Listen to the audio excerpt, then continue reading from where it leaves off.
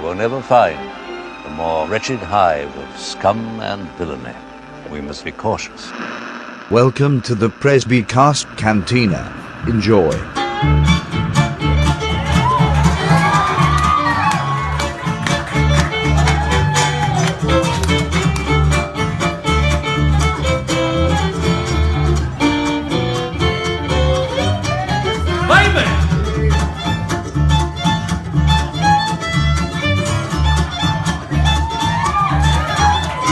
All the theologians out there,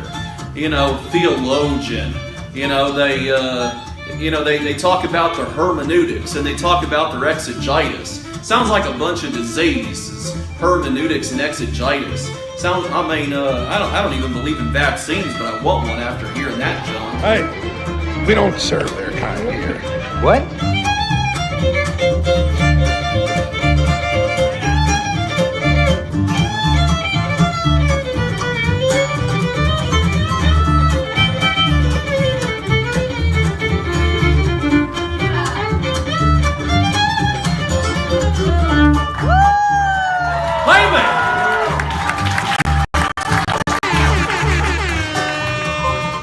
Well, welcome to another revolution transmission in internet radio. A compassion that fills the void. Presbycast. The second ever Cantina episode, as evidenced by the better and truer version of the Mos Eisley House Band. It's mostly a pleasure to be with most of you tonight. So we'll just leave it at that. Presbyterian Chortles is here, and we've got a couple guests in waiting already, and we'll kind of get to them. But we appreciate everyone who's going to be listening along, either live or watching or participating, and to everyone who's listening on demand. Truly, you make your dreams come true, as Hall & Oates once said. So, Chortles, what are we doing? Well, we're having the Cantina. It's a variety extravaganza. Everybody knows that. But we've been wanting to talk to our old friend Forfair Davis, who's sort of a bona fide political commentator with real, publications and credits and all that sort of thing. He's if I'm the low info Presby, he's the high info remix. It's high info something, there's no doubt. But there's just a lot to talk about, and quite frankly, there's been some intersection between, the Presby Reformed world and the political world. And we keep dragging ourselves into it or being dragged into it. And I know Forfair has thoughts. I'm sure your wife would say you have lots and lots of thoughts. That's why I'm here, so you guys can hear him instead of her. That's a good move. Yes. Yeah, my wife says I'm an idea man, and that's not really a compliment. I'm aware of that. So. But you the scare quotes? Oh yeah, no, she doesn't have to. No, I can tell. So you've had thoughts about things, and it is 2021, and I'm sure there's something to talk about this collision and intersection between the ecclesial world and the political world and just the world. And since we're, every square inch neo-Kuyperians, of course, all these things are very important to us. Yeah. The way I've made sense of the post-Trump era is that for 4 years under the previous administration, he has been such a magnet for attention that there are all these emerging developments in these different enclaves, including within evangelicalism and Presbyterianism, that didn't quite get the same amount of attention. And then when he kindly moved off the stage and basically has been, essentially quieted because he doesn't have the White House, he doesn't even have Twitter. What we're seeing now are all the things that were emergent the previous 4 years, but they're now coming into the public sphere. And a lot of this development is really the center-left dysfunction that was occurring originally in symmetry with Trumpism, but now that Trumpism is passed, all we have is this center-left set of derangements that are now sort of in exposure. And there are a lot of evangelicals and Presbyterians that allowed themselves to come into proximity with those developments. And now there isn't a Trump to throw shade on any of this. And this is putting people in an awkward position in terms of where to situate themselves, right? Are we thinking about David French, possibly? So David French, there are some others. Karen Pryor, who I love and adore. David French, I would say, are kind of in a similar position, trying to navigate what would probably seem very clear to them a year ago, but now they're starting to realize it's becoming harder to ignore the leftward emergent ideological derangement that's now materializing. There was a time last October and September where you could talk about a coming Biden administration and think that was by definition going to be moderate. And now we're seeing decisions that he's making it pretty evident that essentially the Biden administration is what I'd call California nationalized. A lot of their figures, a lot of the people he's bringing on, a lot of his policies are things that are very reminiscent to us in California 4 years ago or 8 years ago. None of this is surprising. There was always like a weird like amnesia about what he was trying to do since the 70s in the Senate, that all of a sudden he would just become this really just calm, nice old man. Well, there's a kind of a reality distortion field that's formed around him because essentially at this point, most media to a large extent is monetizing political clickbait, right? And so there really aren't journalistic institutions in the old sense of the word. Now everything is about competing narratives, and depending on the readership of that journalistic outlet, that outlet is going to serve the preferred narrative of that readership, right? So if we're talking about the New York Times and the Washington Post, you shouldn't be surprised that it's going to try to fluff Biden a little bit in the public's eyes. And this is actually very dangerous, because what it's doing is it's making those Americans who are in the center start to feel gaslit again. Only it's not this reality show host that ended up being president doing the gaslighting. It's the institutions we're supposed to depend upon to navigate what's true. And it's getting particularly absurd, especially for parents who have kids. And, we're seeing the CDC make a clown of itself because it can't simply state the science clearly, because the Democratic Party at this point is a political patronage party, and its position on school openings now is completely captive to a really, very strong interest in the Democratic Party, which is basically the teachers' unions, right? For parents, and so here in California, we literally have deep blue progressive districts protesting directly against the teachers' unions at this point because it's become so absurd. And now we're in California and we're basically seeing Biden behave very much like Newsom, but at the national stage.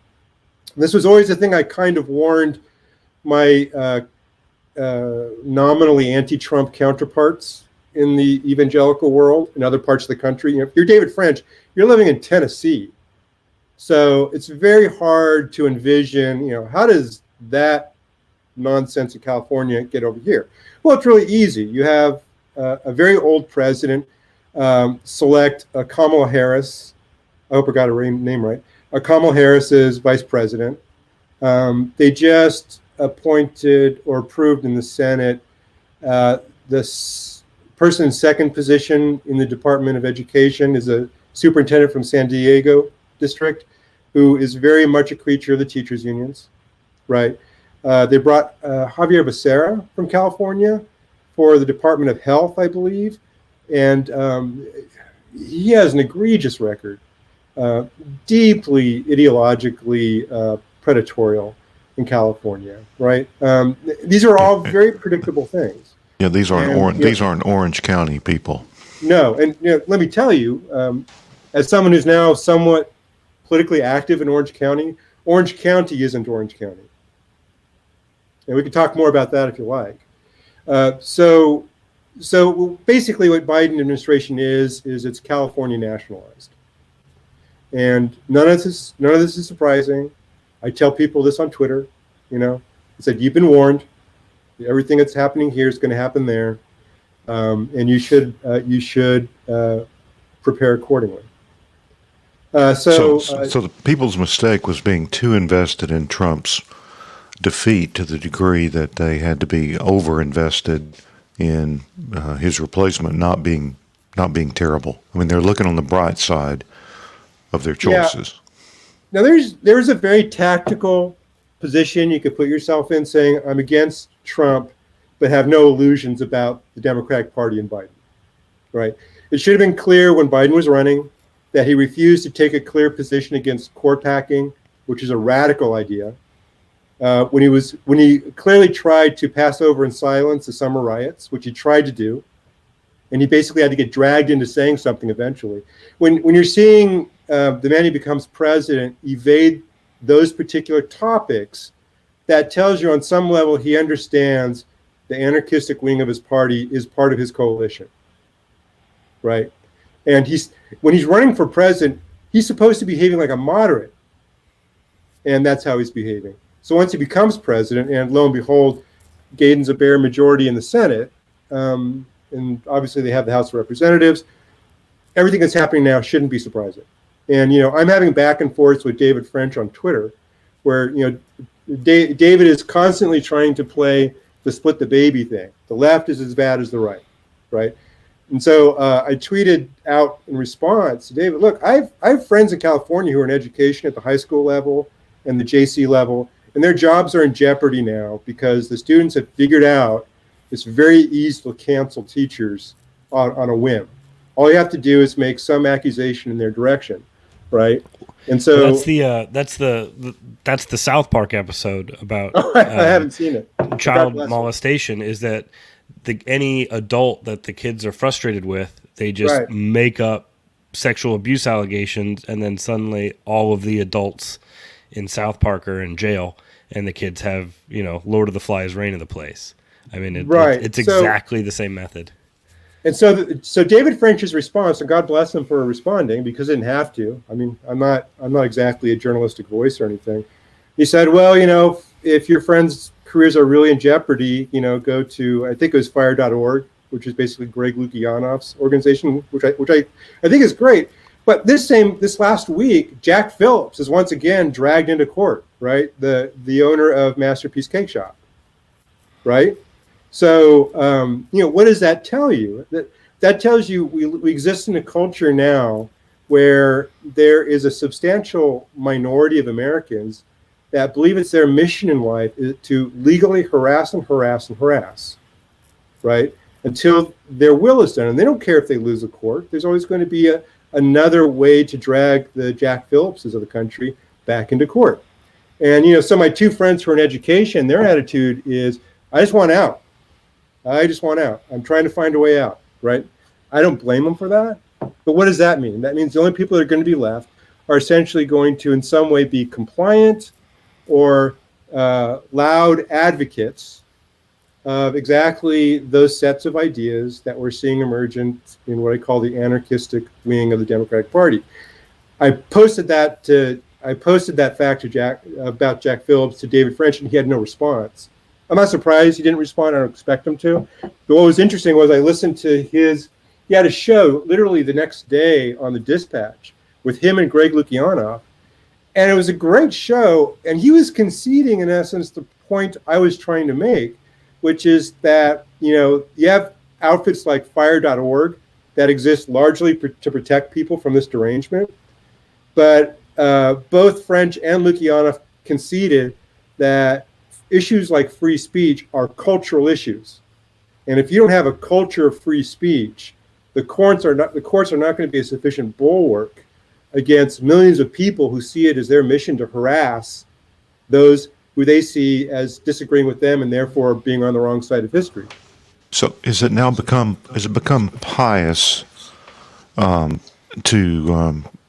not worry about free speech and to say that you're being selfish, a wealthy American, if you're worried about issues like freedom of speech, freedom of even religion? I mean, a lot of people didn't really care that they couldn't worship, or didn't seem to care that much. They thought it was somehow holy to be nonplussed by that. But what is it about Reformed, in the case of David French, or sort of progressive evangelical piety, that makes them discount freedom? Well, I recommend this summer, if anyone's looking for some summer reading, go and pick up a classic of 20th century writing by C.S. Lewis called The Abolition of Man. And it's very interesting to read that book, especially now, because Abolition of Man is basically Lewis laying out how modernity by its nature has a very disordering effect on human beings. In a manner of speaking, once everything becomes utilitarian, then the ultimate purpose of things is to alleviate everyone's estate, to make their lives easier. And, look around. We have a highly engineered world that's made convenience incredibly accessible, even compared to C.S. Lewis's own day. So what does that do? It creates a polity that in some ways is atrophied, right? For every app that takes on a function that you once had to perform cognitively, like God help anyone that has to read a map now, once you have an app that does that for you, in a manner of speaking, that part of your cognitive capacity atrophies. It's not being used in the same way. All right. So think of that in light of how information is flowing in today's environment. You have basically warring tribes with competing narratives, right? Most people at this point are so exhausted, they're just choosing their warlord. They're choosing that small group of people with podcasts they listen to tell them what to think. Okay.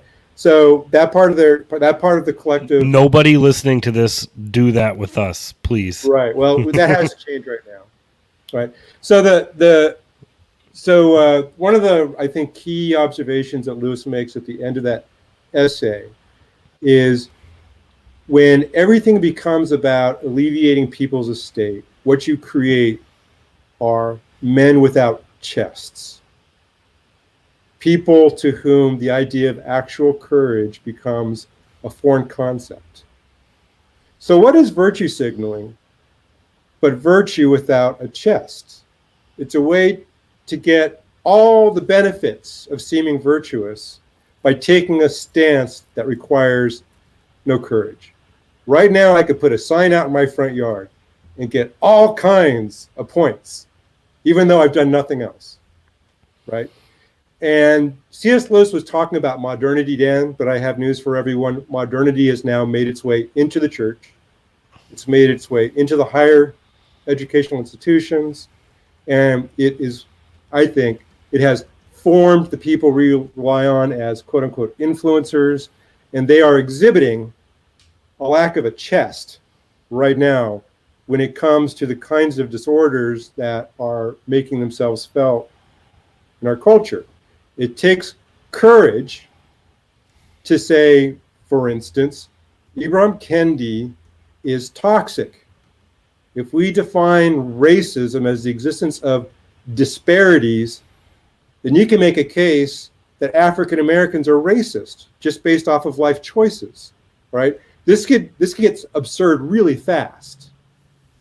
So you refer to Ibram Kendi, Ibram X Kendi, for whom Jamar Tisby, formerly of RTS and RAAN, and then The Witness, Black Christian Collective, the darling of the PCA at one time, although he would tell you he had a rough and not welcoming time in the PCA. He now works for the most notorious, more or less atheist, anti-racist in the country, in a big think tank at Boston University. Now, Chortles, I had it on good authority that this was impossible. I mean, if I understand correctly, Tisby ran RON, which I believe was the Reformed African American, what does the N stand for? African American Network. Reformed Network? African American Network, yes. And according to Dr. Anthony Bradley, who I am told is qualified because he has a PhD, if you know your Westminster Confession and associated confessions, you should be able to differentiate these kinds of deranged form of anti-racist ideologies, spit out the bones, and take the meat. I was told this by someone with a PhD, which I'm told indicates someone who actually has the credentials to pronounce upon these things. So at this point, I think it's a legitimate question to ask, does Anthony Bradley have any revisions he wants to make to his recent article in Mere Orthodoxy? Because I'm confused at this point. This was not supposed to happen. It's very interesting. James Lindsay, who not everyone likes, but he actually lives down the road from me in Knoxville. He's, I don't know if he was a physicist or mathematician, but he got involved with some people and exposed some of the ridiculous woke intersectional journals out there. Did a bunch of fake articles about homosexual dogs in dog parks and other things, and got them accepted to these Marxist left-wing academic journals. At any rate, he's an atheist, but he's sort of leading the fight against critical theory. And he tweeted the other day, he says, I can't believe that Christians have no problem with one of their own going to work for Kendi. He says, where's the ruckus that should be raised by this? So even secular people are sometimes confused by, the way Christians interact with these secular theories or theories that would be thought to be anti-Christian in any previous era. Right. So it's understandable that Lindsay's confused. The short answer is our influencers are also the product of secular universities. And those ideas are have a way of conditioning people to think in certain ways. And those habits of thought naturally make their way into their own opinions. To the extent I saw a response, it was, the problem is it was kind of an enigmatic subtweet. So I wasn't sure if she was referring specifically to Jamar Tisby, but Karen Pryor posted a tweet corresponding roughly to the same time, saying something along the lines of how I'm totally mangling the phrasing, but it was along the lines of saying how unfortunate it is that people use the fact that someone has made a choice that they've made and are using it as an opportunity to say, "I told you so."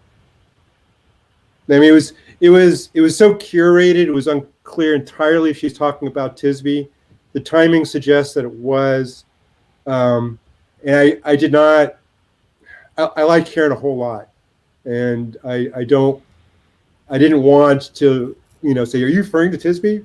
Because I told you so. I mean, this was obvious, all right, and it's part of our job of being discerning about these things, that we speak clearly about it, because it's obvious if you have a lot of influencers that are deeply themselves influenced by what I would call grievance ideologies. Okay, grievance is an animal that never is satisfied. The more it eats, the hungrier it gets, and so you end up drifting in certain directions unless you see it for what it is, and you choose to explicitly repent, right?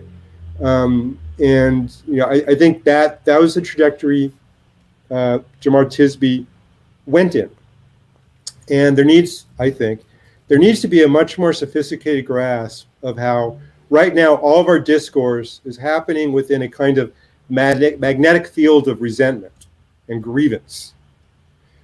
And those of us who are saying it's on the behalf of you're grieved on behalf of other people, and it feels pious to align yourself with an aggrieved class. It occurs to me that the evangelical piety that people like Jamar and maybe David French learned leaves them ill-equipped to discern which of these, or any of these secular ideologies they should join themselves to, because if it feels nice, if it feels pious, people are drawn to it. And right. Did you happen to catch this? Happened a week or so before the Tisby thing. I call it Empathy Gate. Yeah, I heard about that. Right. So I don't know what set it off. I noticed James White posted something, and I think Doug Wilson said empathy is a sin. Yeah, all right. It makes total sense. Doug Wilson would be the instigator.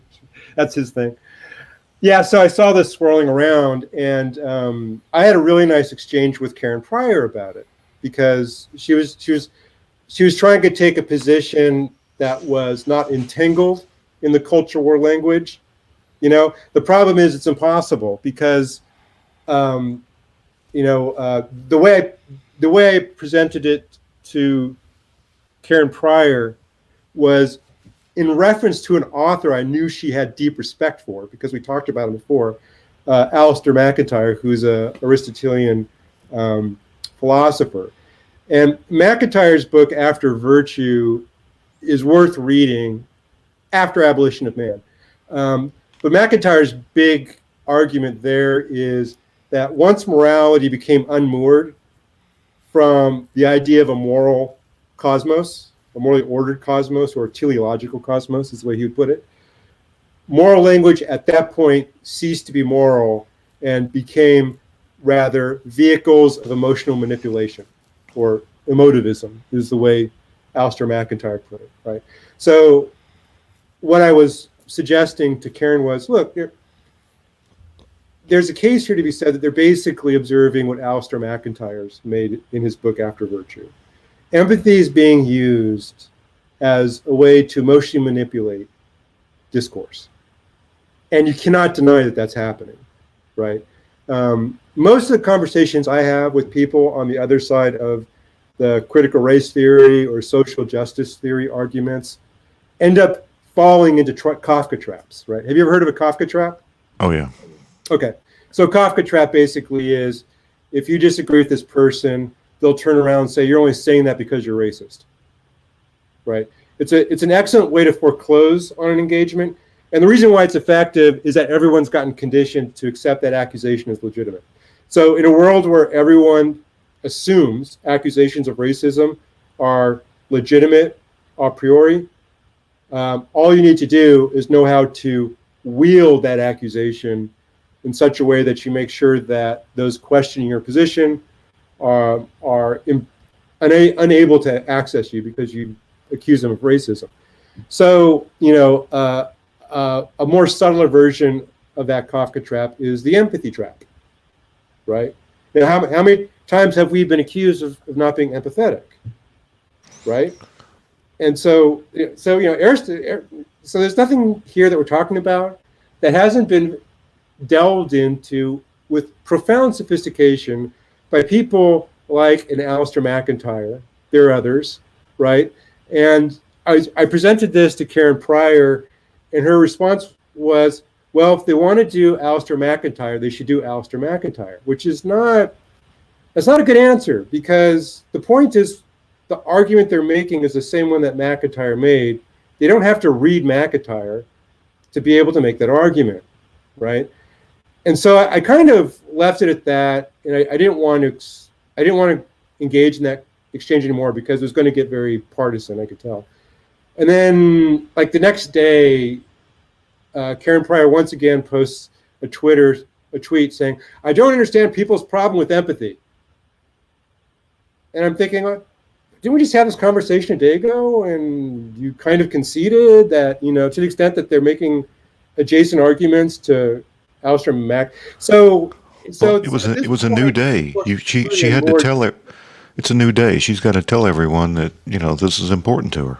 It's a new day. Yes, it is. It's very important to her that people know that it's important to her. Yeah, well, this isn't going to get us anywhere. So this is what I mean by a world with virtue without a chest. Okay, to have a chest means, okay, let's do the hard work of having a rational discourse. The rules are simple. Okay, strong premises, well-defined terms. Make sure the logic that you use to draw your conclusion is solid, and just operate according to those rules and do our best to discourse in good faith.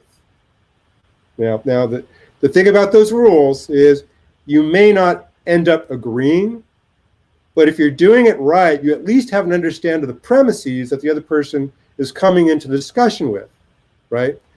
The ability to have that kind of discussion is impossible right now.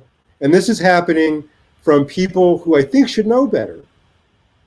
And I think it's because the reality distortion field that's been created by the perverse incentives of social media, and now that our institutions, including universities now, are just a variant of clickbait manufacturers, has made it very difficult for people to take a step back. I think to some extent, Trump kind of whipped everyone up for 4 years, and we still haven't exercised ourselves from that influence. I get that. But if we're going to start calling ourselves Christians, we have to hold ourselves to the standard of being discerning and have a commitment first to truth, right? And I think everyone could probably do with taking a breath and taking a few steps back and reassessing where everything is, now that I think Trump is basically going to go out to pasture. I don't have the impression that he's going to come back in 4 years. And what's funny is that there are outlets like the Bulwark that are trying to find a new Trump, right? They did it with J.D. Vance a few weeks ago, right? And so it's like, who do we have to give our life meaning that Donald Trump did, So you're seeing that dynamic play out, right? Well, I like to look for simple solutions or explanations, and I think one of them is what I call daycare ethics, where everyone's supposed to share and be nice at all times. And we have, a generation 10 or 15 years younger than me. Many of them grew up in this. It's also like the upward basketball thing. I mean, it's all, everybody gets a trophy. Everything's everybody claps for everyone. And, if you don't clap for everyone, you're a bad guy all of a sudden. So I think some of it's generational. But yeah, we're not well equipped to handle it's the also news. like it's also like a poor parenting thing too, and that's not to say that. And what I mean by that is, everyone has a, you're supposed to grow up and learn to share and things like that. But at some point, if you have kids, one kid is going to take something from the other one.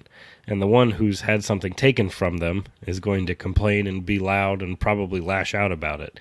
And the trick is knowing not to get that one in trouble, because then that sets the opposite precedent that you wanted to set beforehand, too.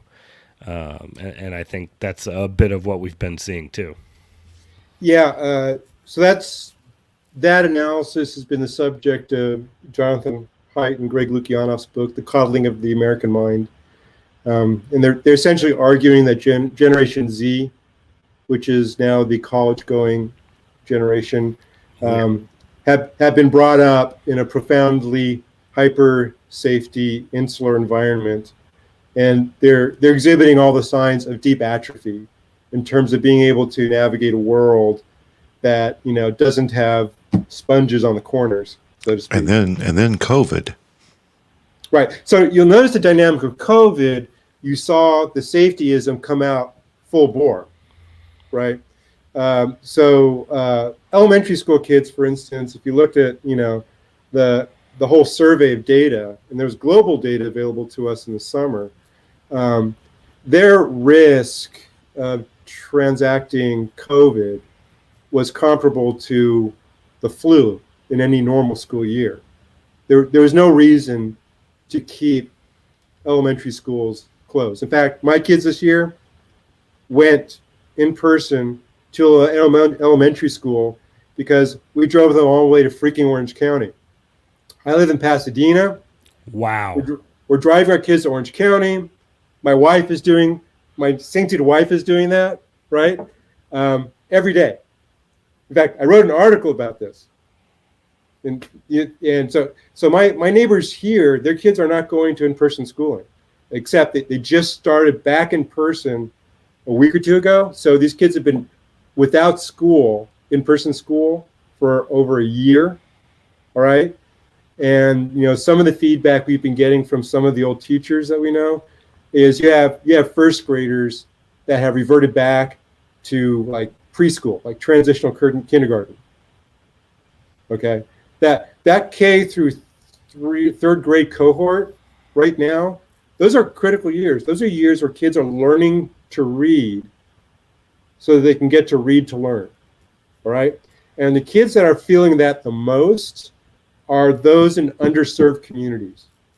So we have created an environment that has exacerbated those outcome disparities that I'm told are the markers of systemic racism, right? If we're going to use the Kendi rule here, whoever's responsible for keeping those schools closed, systemic racism, because we already know at this point the effect those are going to have, particularly on families that don't have the resources to contrive alternative forms of in-person education like pods, right? All right, so who's a systemic racist, Jamar Tisby? Tell me. Who is it? Is it Biden? Is it the CDC? Is it the teachers' unions? Is it Randy Weingarten? All right, because what I day is it? you, when it comes to this last year, probably the most consequential, unnecessary widening of racial disparities came at the hands of public school teachers. I sincerely doubt Mr. Tisby is going to make one remark about that, or Kendi, as far as I can tell, because at the end of the day, their politics are about political coalitions. They're not about principle. And we know what coalition the teachers' unions are members of. We're not allowed to talk about that, so we're going to spend our time on other coalitions that are on the other team. Yeah, one of our commenters said the drive from Orange County to Pasadena was probably riskier than them contracting COVID, to be completely honest with you.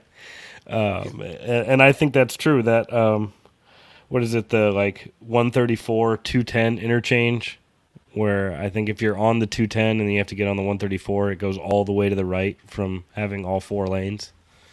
Yeah. Well, fortunately, the traffic had been pretty good, but now that people are going back to school and everything, now it's reached that point of noticeable relative danger. Californians frankly don't know how to drive, and they're really bad at it now because they haven't been doing it for a year. Yeah, it's funny revisiting all these topics again, sort of a year later, because I remember us talking about early COVID was saying, California did so well at first because everyone was more than 6 feet away from each other in their cars.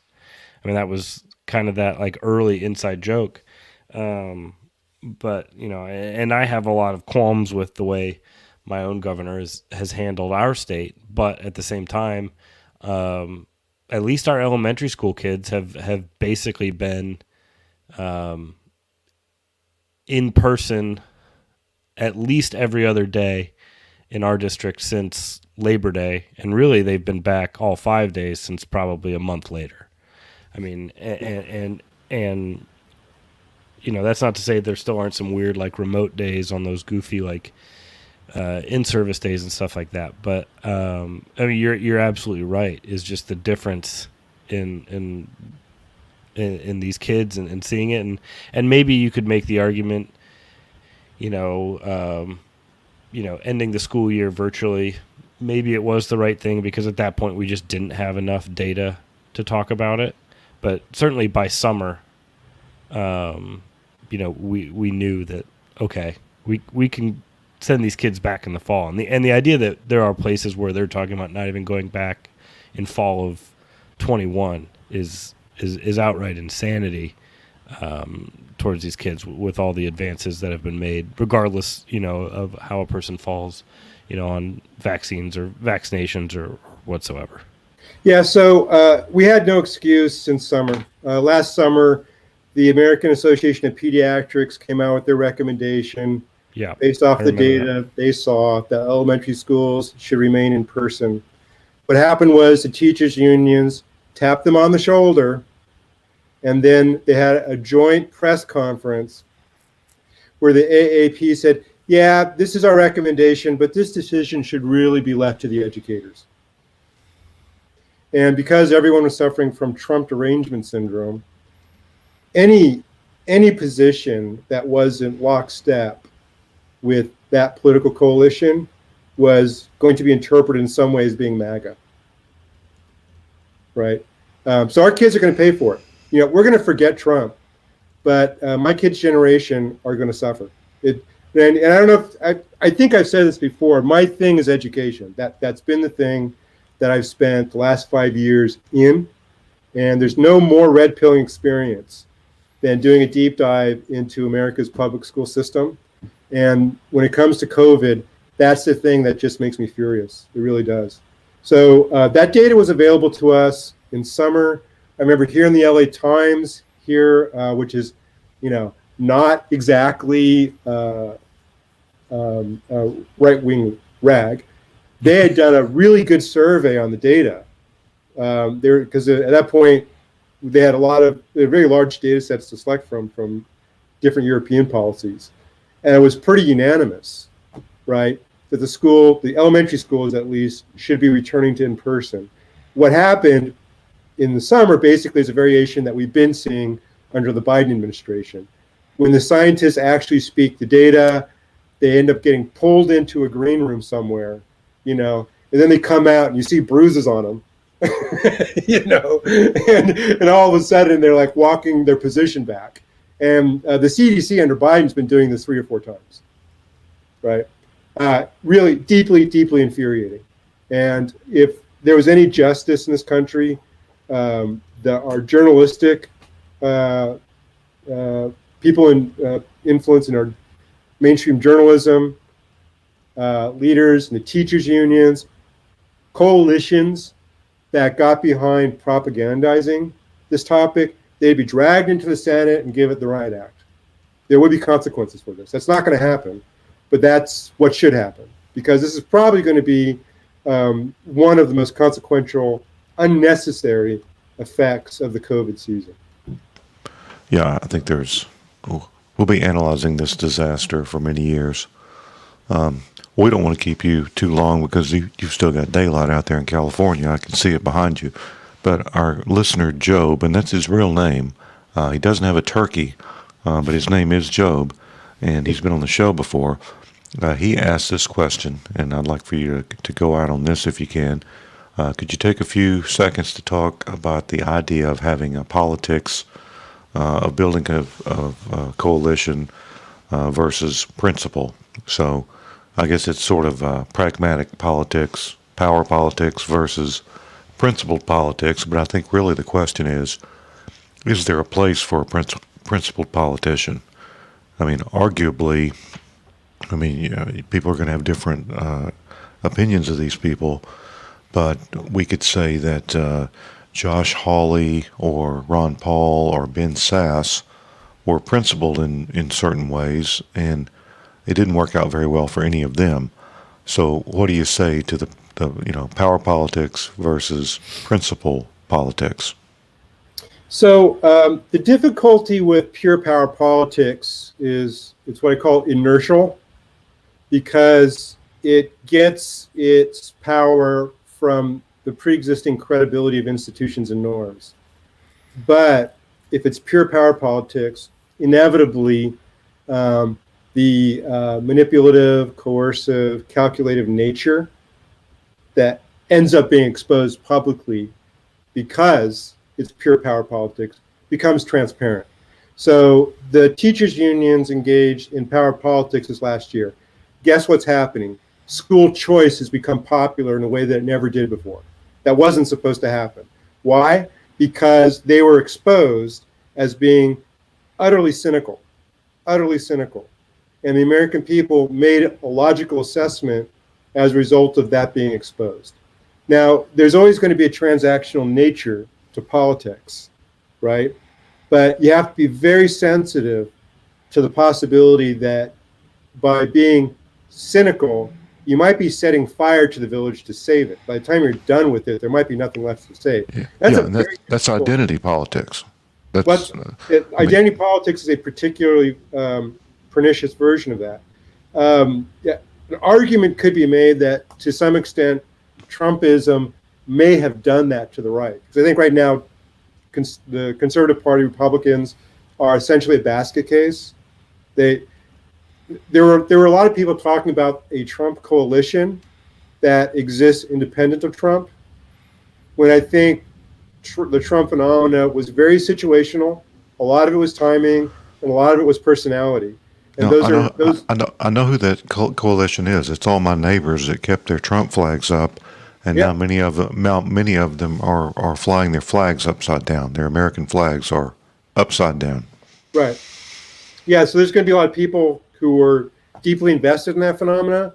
We're going through a kind of mourning, right?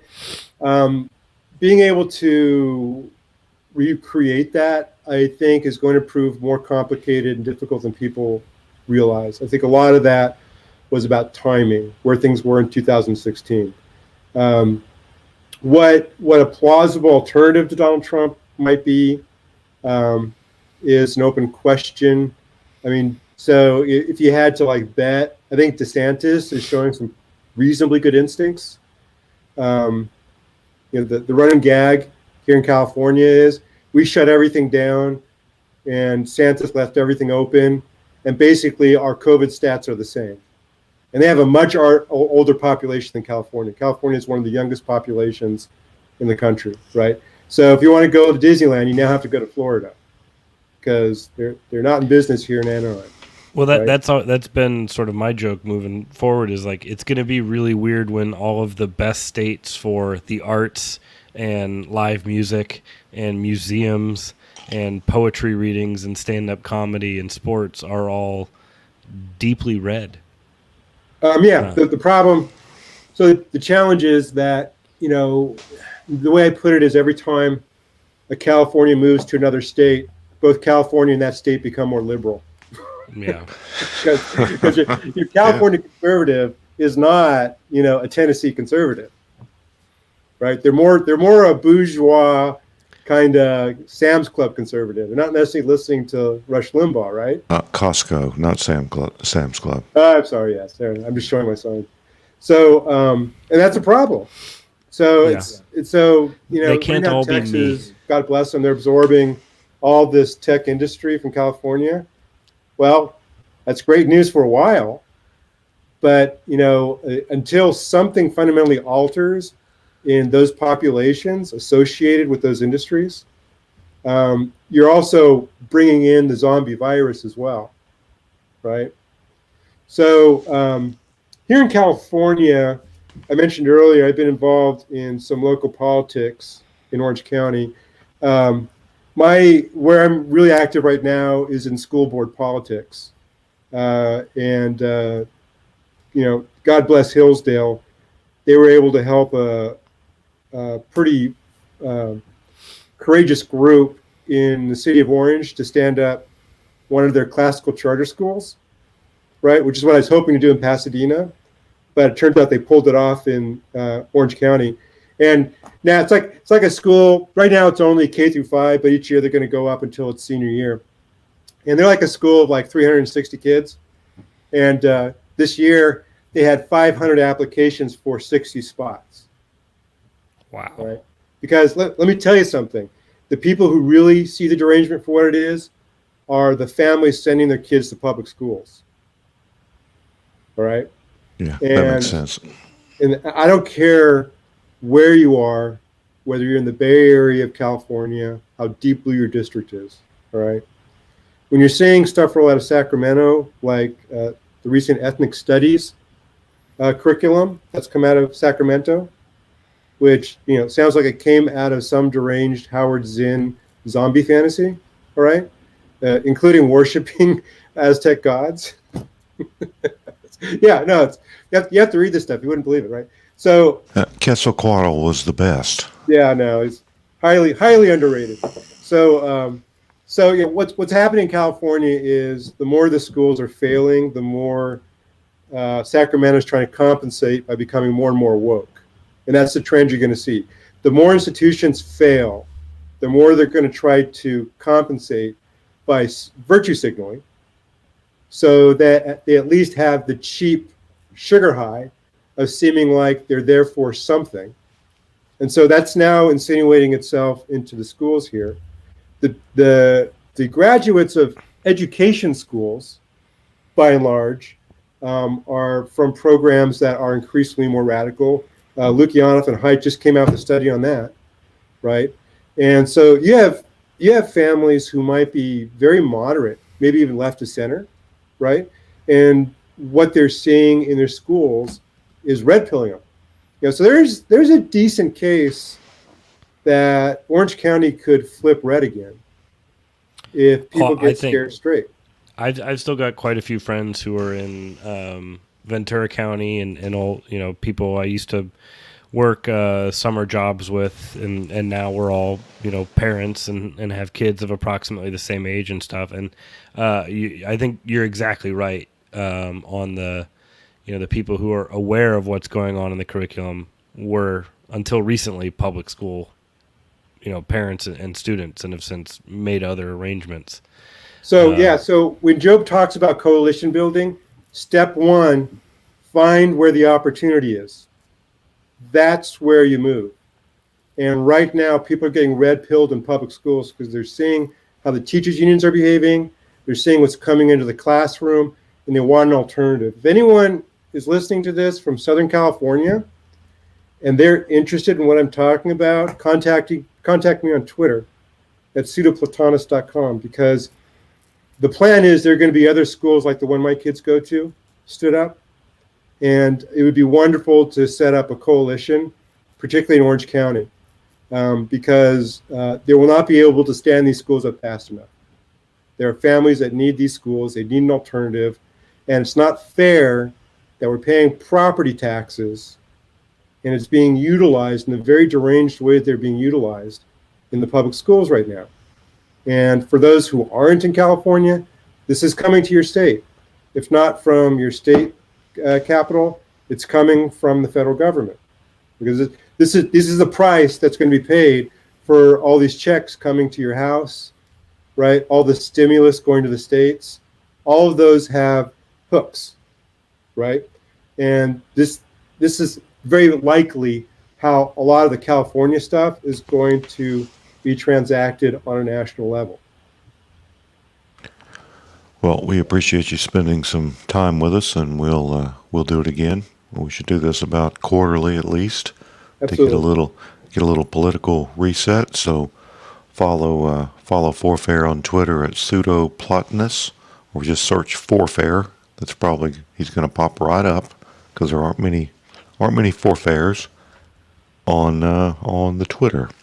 So yeah, well, thanks for being with us. And the daylight's fading. I can see it in the background. You've talked until it's gotten dark. Absolutely.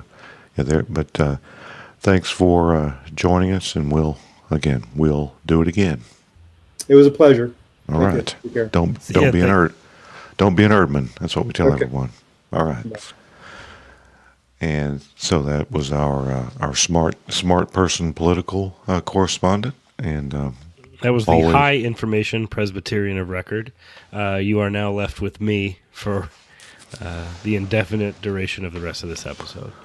Yeah, and we need to get to something because there's money involved. I mean, we have a new show sponsor, and it's a magazine. I think it's an online magazine. I'll put it on the screen in a minute, but the editor of this magazine, Rick Roloff, has joined us tonight, and let me unmute him. He's been very patient to wait, and he wrote us that nice check. And the magazine is called Deaconess Today. Am I getting the name of the publication right, Mr. Roloff? Pleasure, bros, and it's good to be here with Talk So Sweetly and Crustatarian, and it's great to be associated with your newsletter. Yeah, yeah. Well, that's one way of looking at it. So there we have the cover on the screen, Deaconess Today, and I think you have some interest in the PCA now too, as well as in not just other denominations. But anyway, we've got Rick with us, and well, let's just do this since you paid for it. We're not a newsletter. We're a podcast and a Twitter account and a YouTube channel and a Discord server. You probably don't even know what that is, but Right, yeah. a newsletter. Do you have email too? We try not to use email. It seemed that you, it seems a little odd that you're are the editor of a publication for Lady Deacons, Rick. Hold up. Many prefer Deaconess, not Lady Deacon. What kind of outfit did I sign up for? It's really up to each church, man. Well, that's not actually true. We're sort of an ecclesial podcast. I mean, especially in the PCA, there's no such thing as a deaconess in our order or lady deacons or anything. They're these appointed deacon assistants, and they can be men or they can be women. Listen, Orville Redenbacher, what century are you living in? There are deaconesses, females who are called deacons. There's even a big church in New York City that calls them deeks. Like all the deaconing people, men and women. But hey, intersectionality is all the rage now. So I have breaking news on a new term for unisex deacon persons. Deaconess. That's right. And let me spell it for you, Jack. Deaconx. Pronounced Deacon X. Really rolls off the tongue, doesn't it? That's so bad. I have to admit, and I hope you don't take this personally. When you were about to spell it, I thought you might just do D-CON-X. Functionally the same thing. Hey, some people like it. And if you don't like the term, stick around for a few months. There'll be another, I'm sure. Okay, so why call the magazine Deaconess Today? Well, we got to call it something. It's the content that really matters. That and the pictures. Well, we do know that in sort of Big Eva, we call it. Big Eva is not a deaconess. Okay, I want to be clear about that. But graphics are really important. It's a very popular thing. Visuals. But let's talk about your first issue. You almost sound like you used to be a professional wrestler, and let's not even talk about that because Resby has a particular weakness for that. But let's talk about your first issue. It has a picture of a lady in slacks, and she's pulling a Glock, a pistol, semi-auto, out of her purse. Ads, bro. No free ads. Yeah, okay. She's pulling this pistol out of her purse, and what I want to know, and I think maybe it's a safety issue, is this in a truth and advertising issue? Is this a real armed deaconess, like working church security at a real church, or is this a stock photo? Do you think we'd fake something like that? Next, you're going to tell me that seminary satchel man isn't real. Well, I mean, as for the content, let's run down these headlines, which we assume are the main articles in your first edition. Yeah, cool. First, fashion. Slacks are back. You don't really expect deaconesses to clean toilets and change light bulbs and fend off intruders in skirts, do you? Well, intruders in skirts. Oh, you mean that you mean that the deaconesses wouldn't wear skirts because they might have to fend. Okay. Yes, All right. tactical action slacks. Very important. Well, that could be an advertiser for you. As you advertise on our podcast, you could take ads for tactical action. Hey, buddy, slacks. I'm running the magazine. You're not. That's right. Okay. All right. So we got that. That's the first headline. As we look at the cover, slacks are back. So it's just telling lady deaconesses that even if their church might have scruples about women should wear skirts and dresses, that because they're deaconesses, they can get away with wearing slacks, pants, tactical action slacks. That makes sense. I mean, it's really just being reasonable. So, all right. So, what's the next story there?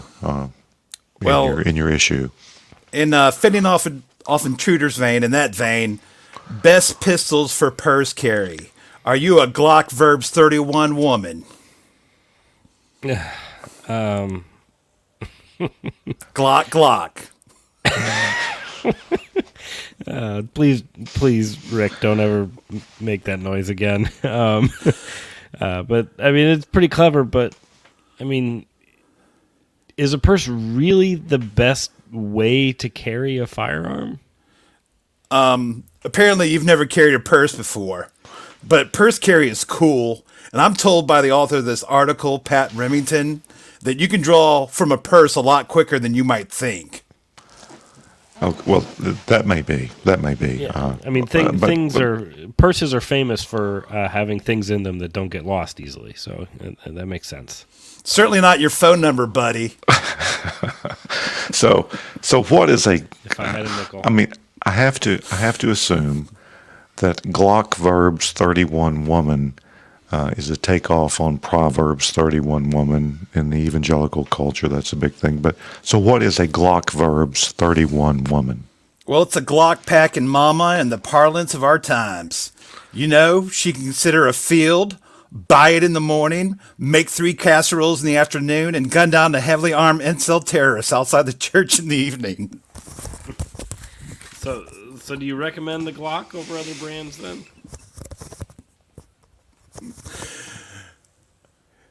Absolutely. For the sake of reliability, for comfort and the grip, we don't really get into the controversial stuff like 380 versus 9mm versus 40 cal. Well, you Okay. did say you wanted to stop intruders, so it's good that you're not issuing 380s. Well, I did a little research, and there is a Glock 31, and it's a 357, which is a pretty powerful thing. So it's really 380 versus 9mm versus 40 versus 357. I assume a 45 would be a handful for a deaconess, but again, that's controversial. When you talk caliber, you're talking controversy. So I'm looking at the cover. Yeah, pistol caliber, So I'm looking at the cover, and the next article, it seems controversial to me. It seems a little confrontational. It's entitled, Men and Light Bulbs, What's the Deal? So I assume the men are male deacons. So this sounds like, conflict. So what is the deal with men and light bulbs? Well, the author of this piece, Matt Milhouse, has heard lots of complaints about male deacons being really bad at changing light bulbs. And from my experience in my own church, that's true. And from what she hears, there are lots of ladies on ladders in our churches, many such cases. Not a lot of males are willing to get up there and do that. Well, I think that's kind of that's a shame that the women are made to climb the ladders. Even though they can do it, they're capable. But I think something dangerous like climbing a ladder, I think that should be left to the male deacons. Although my wife's probably going to get mad at me for saying that. So, so Resby, do you have any questions for our guest on this particular issue? I mean, I know we said we wouldn't get into pro wrestling, and I'll do my best to steer away from it, but like, are you saying there's heat between male deacons and female deacon exes? I'm saying it happens, and I'm really going out on a limb here, but you're married, right? Yeah, I am. Yes. So when was the last time you were right and she was wrong, pal? Well, that's been a while, so I think I get where you're coming from there. So you're saying that among deacons and deaconesses, maybe one of the unintended outcomes is that they don't always get along. So, okay. All right. Right. Well, I'm sort of the food guy of this lifestyle media brand newsletter, as you call it. So I have to ask about the last article on the cover. Heart-healthy casseroles to not die for. First of all, how do these Deaconess killing machines have time to cook? And B, where's the demand for a heart-healthy casserole? Well, you know that casseroles are mostly cheese and carbs, right? So healthy eating is very important to our food editor, Pat LaSoup. Pat who? LaSoup. Clean your ears out. It's French. All the best chefs and generals are French. Everybody knows that. Anyway, Pat has come up with... Okay, you have 3 cover articles. The author of all 3 is named Pat. Seems normal to me. Like I was saying, Pat has come up with a featured casserole that is super heart healthy and sure to please at least a small percentage of your fellowship meal chow hounds. This casserole is nuts. The bottom layer is lettuce and spinach. The next is broccoli and peas. And then there's sliced cucumbers and shredded carrots. This sounds like a salad, only somehow worse. Yeah, it's a horizontal salad in a shallow pan. Okay, it's not great. I'd probably suggest covering it with cheese and diced ham and a gallon of ranch. All right. Well, Rick, we're sorry that you have to be going so soon. We do appreciate your sponsorship of Presbycast, and that you paid us in Bitcoin, which is cool. I have to ask who the target market is for Deaconess Today magazine. I mean, do you see conservative Presbyterian denominations like the PCA as sort of a growth market for yourself? And are you worried about the doctrinal issues involved? We don't really get into doctrinal stuff, but we hear great things about the PCA. It's a growing market for us. Our theological editor, Pat Erdman, worries about the exogetus stuff and Greek leprechauns. And what? I'm stopping this again. Exegesis, Greek lexicons, not leprechauns, although if you see one, say yeah. And again, another Pat whose last name happens to be Erdman? Hey, we love deaconesses at Deaconess Today. Be sure to visit our website at deaconesstoday.org. Thanks for having me on. Talk so sweetly and crustatarian. Anyways, if you don't have deaconesses, get you some. All right. Thank you for your sponsorship. That will be the end of this. Can you mute him? I think there's a way to kick him out. Yeah. So anyway, that was we've got the payment for the advertising, the sponsorship. So that's good. We'll go ahead and eject him now. So there we go. Well, that was interesting, and it's good to have a sponsor. Rick Roloff. Maybe he'll stay around with us for a while, or who knows? Maybe someone's with him who will take over his microphone, and all will be well. So, just any reaction to that talk about deaconesses, Resby? I'm sure there are some who would say they don't see how things could get any worse, and then they'll listen to this episode. Again, grateful that he paid in Bitcoin, or at least a fraction thereof. Again, we're Still sort of a small outfit there, but oh boy. I hope Pat and however many others they may have there on their masthead, I hope they have good 401ks. Yeah, it seems statistically improbable that you'd have four writers named Pat on a magazine about deaconesses, but we won't even, that we've really said all we should say about that, I think. Well, it's a cantina, and we may have another guest coming in, but I think we should do what could only be described as sort of a mega Fun with Baptist segment. The people have demanded it. It would be fun if we had some more guests with us now. Our Discord audio sort of crashed earlier, so we may have some other guests who come in by the traditional way. But I think we should probably, if I can get Topher's attention, let's see if Fun with Baptist is actually, see if we can make that work tonight. Is he moonlighting again? Yeah, we'll see. Here we go.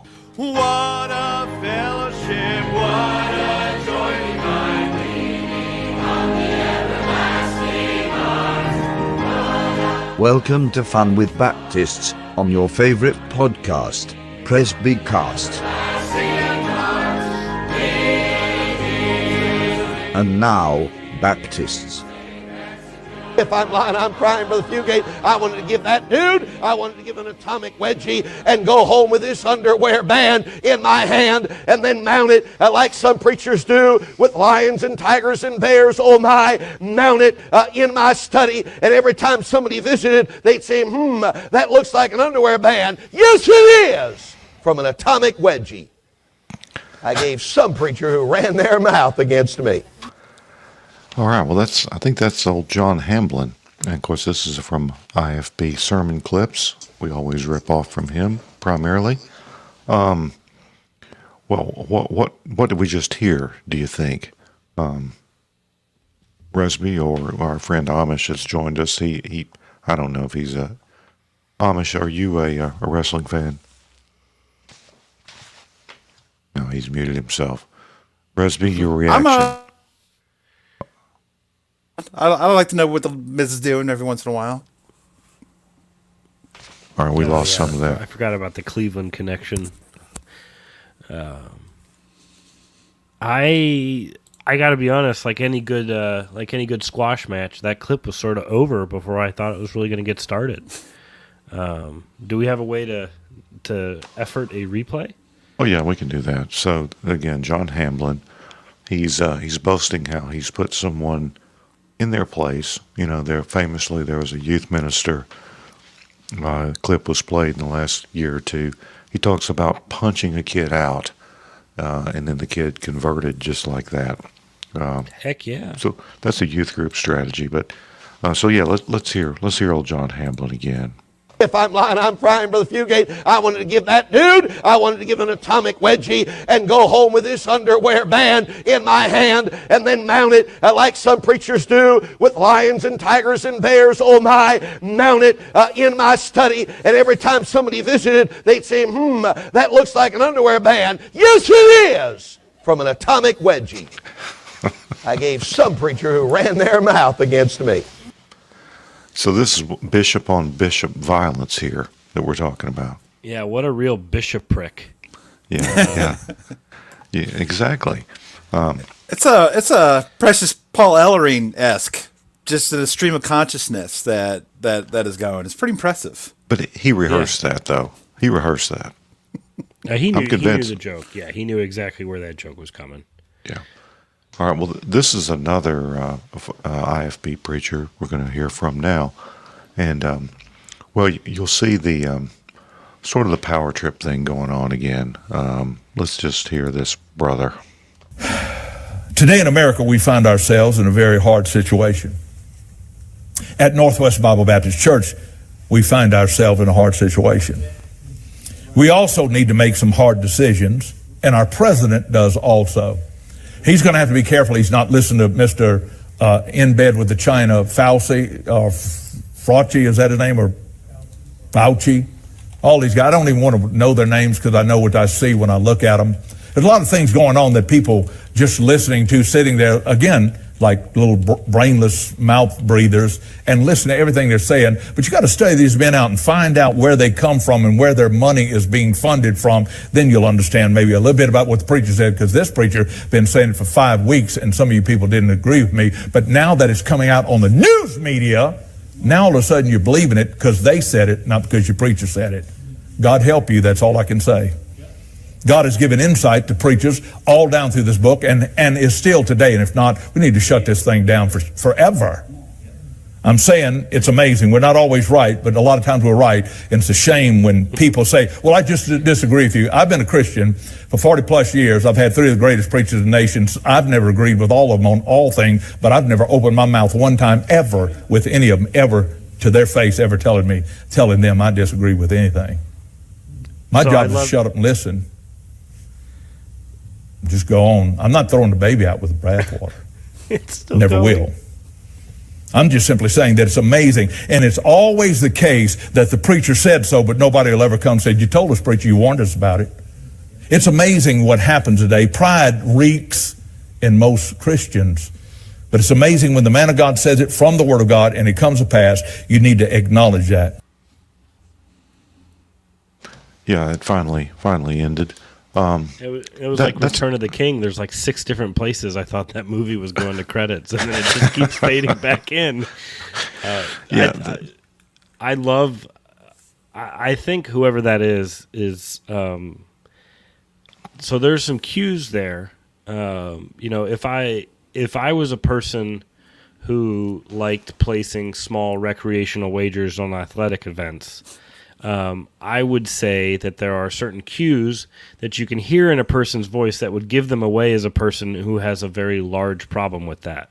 Again, I'm not one of those people, but if I was, I would be able to point out things like where he says, the classic, where he says, we're right a lot of the time. We're not right all the time, but a lot of the time we're right. And which is sort of, again, if I had ever placed wagers before, I would remark to my wife, I said, it's not my fault. I picked all winners. They didn't live up to their end of the bargain. And I think my other favorite part of this particular pastor, I think he's a fake Southerner. If you go back and you listen to it very closely, as I did the one time I heard it, you will notice that he drops into one heck of a Valley Girl accent when he says forever. And he does it a couple more times, but that first time, forever. I mean, he is an EVAR at the end of that really gives away the fact that he's watched Clueless way more times than he would admit. Can we admit, or can we acknowledge that getting somebody's name wrong purposely is just the lowest form of smack talk in existence? No, I like do it sometimes. Grouchy. Grouchy, Fauci. How do you spell his name? Yeah, that is. It's the worst. From a pastor, yes. How old is this clip? I mean, it's juvenile, which means it's not below me, but like it depends how old it is, because I mean there was probably a point where you could have like done this joke in early March of 2020, but now it's well, we've got some more from one of our favorites, Nathan Rager. And for our live viewers, we got a special treat. We have the video and the audio synced up, and we can show it. So I think we should just go ahead and hear from Brother Nathan Rager, former RPCNA Covenanter, as I understand, saw the light. Now, definitely not a Presbyterian, but boy, is he entertaining. You're not going to have the power of God on you unless you have the power of prayer. It's His power and mind, it's not yours. You're not going to go to some training seminar from the Southern Baptist Convention that tells you to get rid of your pulpit of wood and replace it with an aluminum music stand. You're not going to get the power of God on you because some hipster told you to cover your piano with a tablecloth and put a keyboard in front of it. You're not gonna get the power of God on you because some dork told you how to do computer design and it probably looks like a satanic t-shirt anyhow. You're not gonna get the power of God on you like that. You're not gonna get the power of God on you by going and watching a bunch of podcasts. I'm convicting myself here. I'm preaching against me. You're not gonna get the power of God on you by watching a bunch of podcasts about how to run a business. Oh, by the way, Bible college should be for studying the Bible, not going to business school. Who are you dependent on? Your CEO or God? Oh, by the way, Apostle Paul said that you're not supposed to charge for the gospel.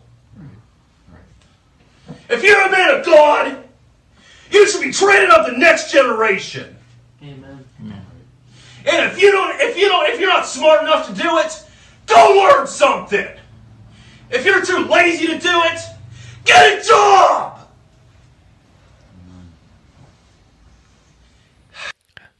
Yeah, but how does he really feel about it? Well, as often with these IFB guys, I agree with about half of what they say. He says, you shouldn't get rid of your piano and replace it with an electronic keyboard. You shouldn't hang something over your piano and act like it's not there. The irony is, for our listeners can't tell this, but there's American flag bunting hanging over his piano. So he's literally done what he said you shouldn't do. And what also some of our on-demand listeners will not see is the red banner with white serifed text reminiscent of certain hats you may have seen in the last 4 years that just says Independent Baptist Church. I called it jokingly because of the quality of the banner, System Font Baptist Church, but that's just what I called it. This guy was adjusting his pants like Chris Farley's motivational speaker. All that was missing was the sentence "Van down by the river" and then him falling onto the piano and crashing it. Like, this guy would make a excellent living being a Chris Farley impersonator. He could pull it off. It does. It did sort of have like a like Tommy Boy sales pitch vibe to it. One other thing that even our live video viewers would not have caught. There's a cross on the front of his wooden pulpit, but it is decorated as an American flag. In other words, it has the stripes and the stars on the cross. So that would seem to be a little bit out there, and maybe a little bit questionable. But so the only thing better, I think, generally than one Nathan Rager clip would be two. So let's go ahead and hear from him again. Jesus is coming back. Right. Do you want him to find you sitting on your couch in your underwear, eating cheesy by the river, watching Joel Osteen tell you that you're living a victorious Christian life because your beanbag chair is somehow clean under your sweaty, stanky body? I've thought this many times. Don't be as the manner of some is. All the more as you see the day approaching. We need to be the family. We need to be a part of each other's lives. Right. We are the family of God. We are the people of God. Oh, this world is nuts. I think we all agree. This world is nuts, and he learned most of those moves from your favorite sport, Resby, professional wrestling.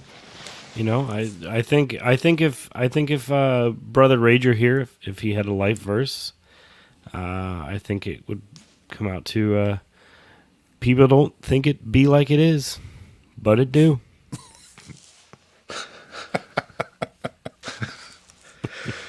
Oh boy. Well, he's real and he votes, as they say. So He's spectacular. yeah, and you know, I heard him on a podcast once. Sorry, I should repent of that. But You're talking to yourself there. yeah, he actually he sort of tells you that it's sort of it's not a joke, but he doesn't take himself too seriously. Actually, he does have a sense of humor. He's not dumb, but he's just affected this. He's trying to be Phil Kidd and John Hamblin, who we heard earlier, and he's trying to do this this personality thing. And well, he has one. There's no doubt that he has a personality. So there it is. That's the longest Fun with Baptist segment ever. So I don't really know what else there is to say about that. Thank you, Mr. Gump. Yeah. So this is a Cantina. We would one of our guests has not joined us, and we haven't had any of our. Of course, our Discord link failed, so people would have to come in on the normal way. Don't have any guests standing by, but I wanted to just let's do a song. Let's take a little break before we might wrap up the next 15-20 minutes. If you want this to keep going, people, you got to send money. This is a song that's from a gospel album, and it's from where I get our bumper music.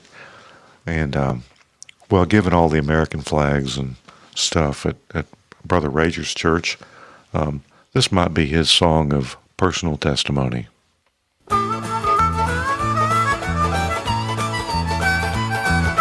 Hot dog, I'm American, and I love this beautiful land. I love the redwoods tall, the eagles call, the beaches of shining sand. Off the desert hot, the mountains top, we all have a favorite spot. I love the open space at Mount Rushmore's faces and the torch in Liberty's hand.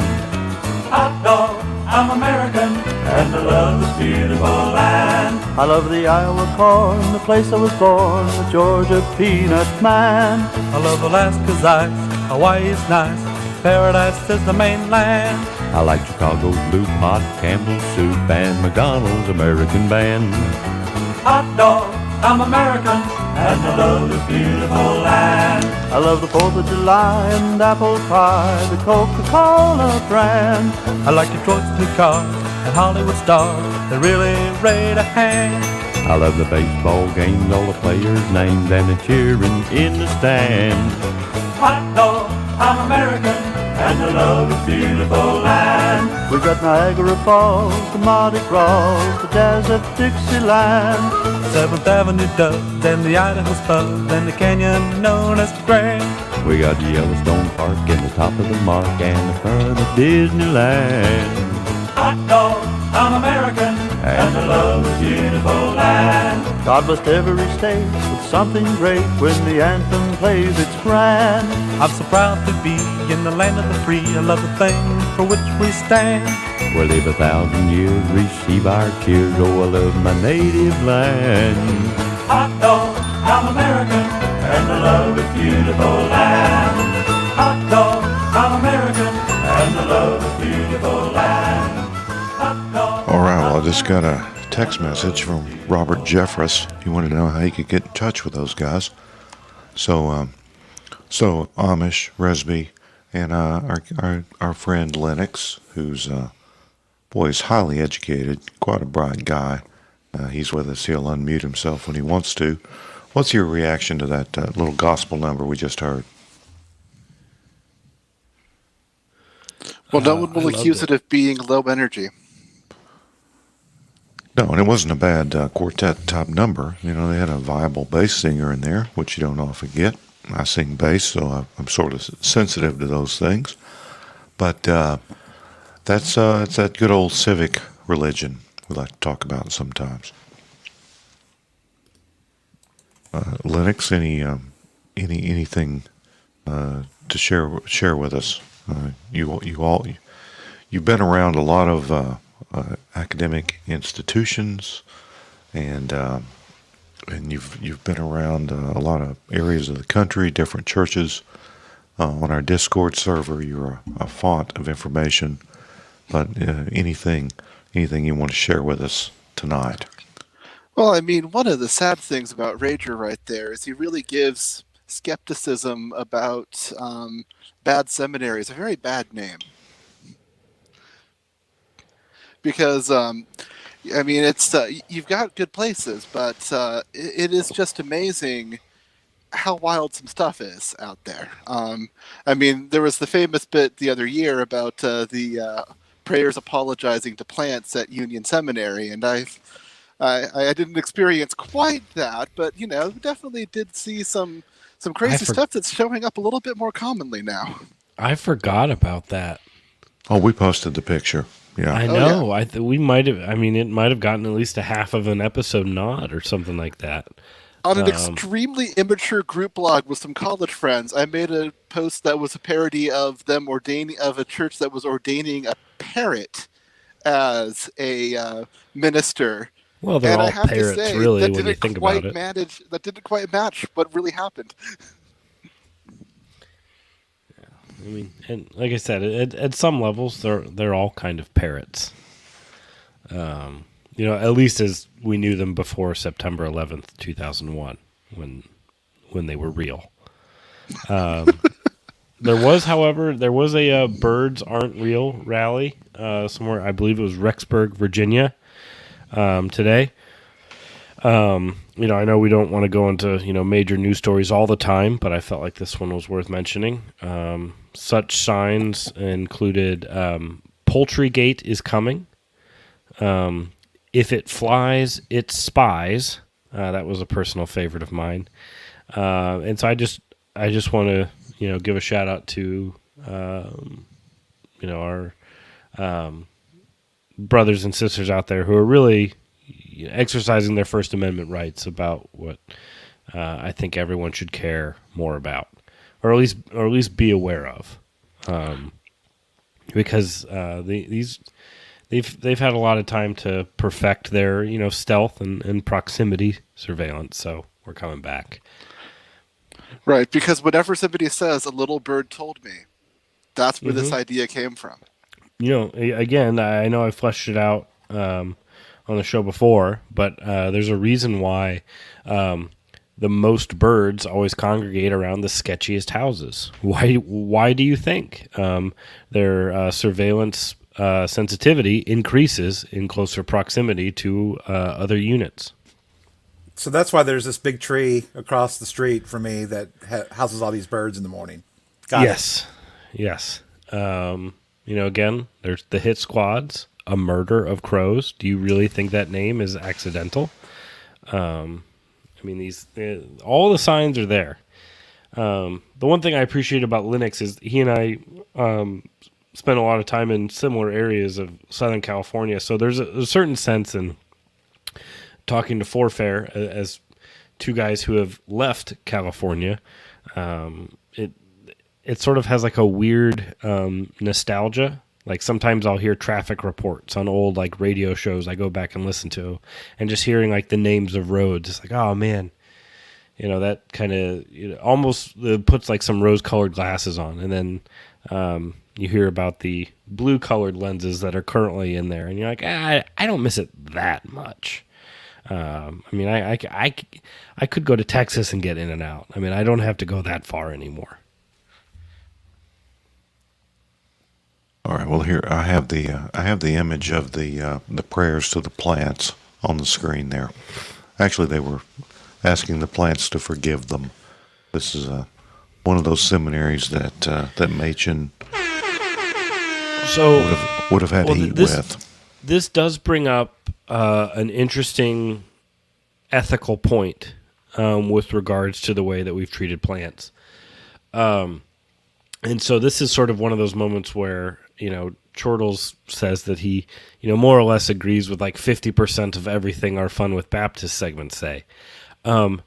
There's there is a good argument that if you believe that all atoms and molecules are, created equal in the eyes of the kingdom, then you have to believe that Kingdom Plante is completely equal and no different from Kingdom Animalia.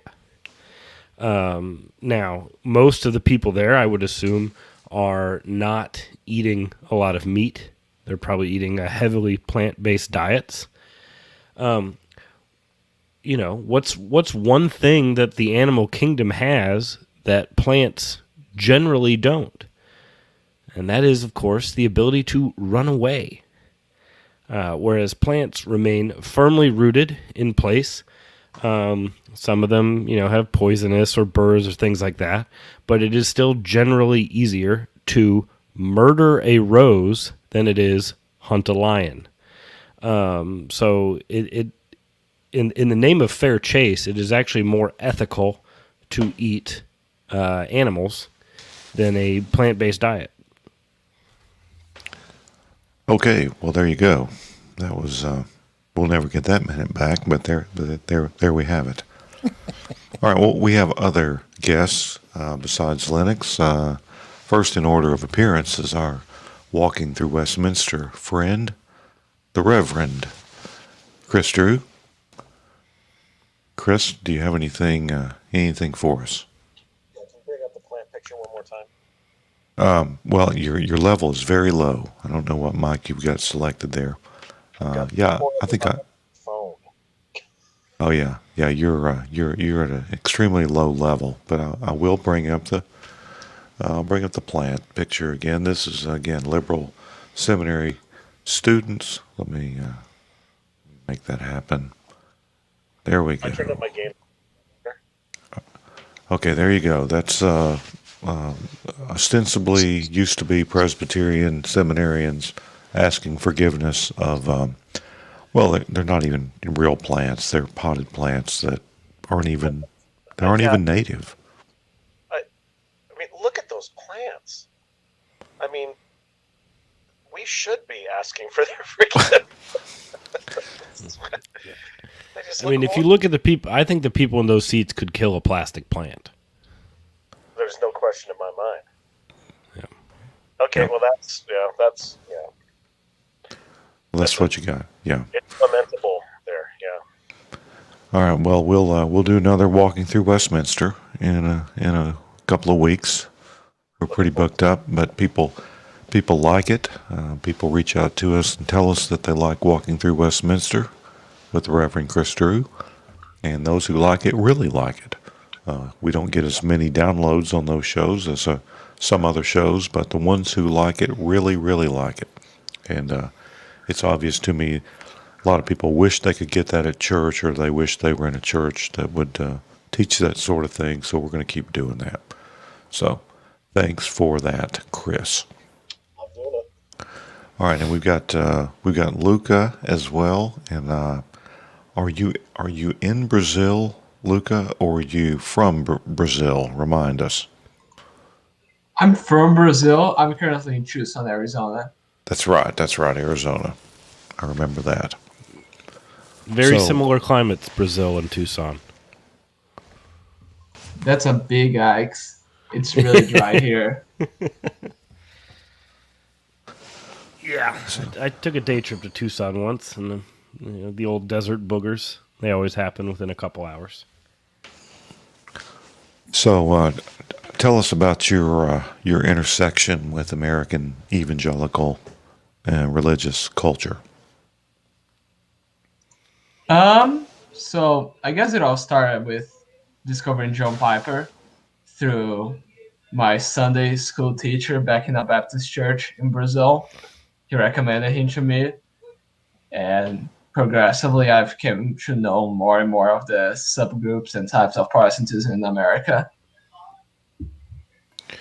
So tell us, are Brazilian Baptists, are they analogous to American Baptists? Are they teetotalers and that sort of thing? It depends, because most of the evangelical scene in Brazil is it's like a copy from the American scene because most of it was already established by American missionaries. So it's very similar. I'd say so similar that you can write a book about groups in the United States and it would just be just as applicable for Brazil. You know, I'm told that there's sort of a concentration of Presbyterians in Brazil who were actually maybe originally planted by the Church of Scotland, but a bunch of ex-Confederates moved to Brazil after the Civil War, and they were Presbyterian, and they've sort of kept the old Southern Presbyterian flame alive somewhere in Brazil. Are you familiar with that at all? I'm not that sure because from what I know of Protestant church history in Brazil, there might have been some independent Presbyterian groups, but eventually most of them were absorbed into the big Presbyterian denomination, the IPB, which is the Presbyterian Church in Brazil, and it was planted by a PCUSA missionary, so it still retains some of its northern character. So I don't think I'm able to say anything. Now, there are some conservative confessional Presbyterians in Brazil. I'd say there's quite a bit, but there's also a couple of factions inside the large Presbyterian denomination from what I've seen. Well, factions are fun. I think we all know that. And so do the conflicts in the Presbyterian churches in Brazil, do they ever get, I don't mean physically violent, but is it pretty dicey, pretty controversial? From what I understand, it can get pretty hot. It also depends on which region and which presbytery, because you have very, very confessional presbyteries, and then you have the more liberal presbyteries. But liberal in Brazil would just mean more broadly evangelical, as you would say. People there have not progressed to, revoice issues like that. They're still trying to quibble with broad evangelicalism. And there is also a very transformationalist wing. Oh, what was that last one? Oh, I just said there is a transformationalist wing as well. Okay, all right. So they're redeeming Brazil, as it were. Gotta redeem that culture, man. Yeah. Well, it's very popular. So you say there's. I think this is what might be one of my arguments against revoice. Maybe a pragmatic, cultural argument is that it's not a good look for most international Christians. In the Anglican Communion, the conservatives are in Africa, for instance, and they chide even the ACNA in North America for being a little too accommodating to what we might call side B or revoice style Christianity. And I think if, let's say, the PCA sort of endorsed or tolerated revoicism, can you confirm or deny that that would be a good or bad look in Central and South America? I'm not that sure about South America. Oh, sorry, Central America, but it would certainly not be a good look at first. But I'm pretty sure, knowing how things spread, the church in South America would soon catch up in terms of that kind of thing. Yeah, I guess my contention would be that it's you're not creating. It's not a thing that a lot of developing world, second world, third world Christians might be drawn to. It seems very, very, very white and urban, and really a luxury of the affluent. It's a very American exceptionalism. It's the other side of the coin of American exceptionalism, or maybe Western exceptionalism. Well, and the way I trace the lineage of the direct lineage of Revoice would have been from, although Sam Alberry would be to the right of Revoice in some ways, I think. Sam Alberry's writings and information organization in the UK sort of funneled through the Gospel Coalition. I would say made the world, the evangelical world, safe for Revoice in as much as it is safe. Now, Linux, I think you have a degree from Yale. You've been around a lot of different kind of people. What do you make of this idea that something like Side B Christianity or Revoice is really a very Western, very upper middle class, college educated sort of thing? I think it's a really good point. I think it's very much a product not only of Western society, but even very specifically the kind of artist loft urban districts that our quote-unquote urban outreach tends to focus on, or urban renewal tends to focus on, is you're based right in the part of town where there's the fancy conversion lofts. You're trying to reach the people at the local university or who are working for the big companies downtown, and you're setting up shop about 2 blocks away from the area with all the rainbow flags, trying to convince everybody that you're not as bad as they think you are, in order to, in the idea that you're winning a hearing. And just most of that context is just not going to be applying abroad. It's taking a very, very specific North American context and making everything else rotate around it. Well, and some people would say, I've got exegetical reasons for this. I've got doctrinal reasons. I really do believe that this understanding of human nature, and I have a certain doctrine of sanctification, and it necessitates this. But it's hard to, I think it's hard to buy that. And if you hold that, you're saying, I've discovered something that Protestants have just have missed for the last 500 years, and Western Christianity has missed for 2,000 years, and or you're saying maybe I agree with the Roman Catholic Church, because someone sent us a message earlier. I think it was on Discord, said that Rome had been Side B since Trent. I don't know if that's true. That deserves further attention, but I know you've been around enough to have an opinion on that.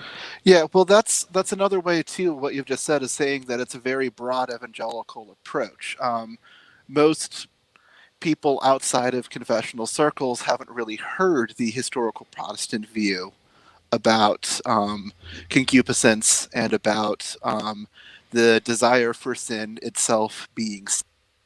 And the great weakness of evangelicals who want to be intellectual is to, go to schools like Yale Divinity School, like I did, but also to just go and find the nearest Roman Catholic book on the shelf and assume that whatever the latest thing from a Roman Catholic is the historical teaching of the Church. Yeah, well, that's ancient future stuff there. I mean, Yep. If it's old, it's good, and if it was, it should be. So, all right. Well, I wrote a little. I didn't know that we would get to this, and I didn't want to prioritize it, but I wrote a piece for the Aquila Report that was published today, and it basically, I'm told that there are people in the PCA that don't realize that Revoice is a big deal, or that it has the potential to split the denomination. Now, whether it should or shouldn't, you can have a variety of opinions on that, but it's a fact that depending on the outcome of some cases associated with Revoice, there are people who are talking about leaving the PCA.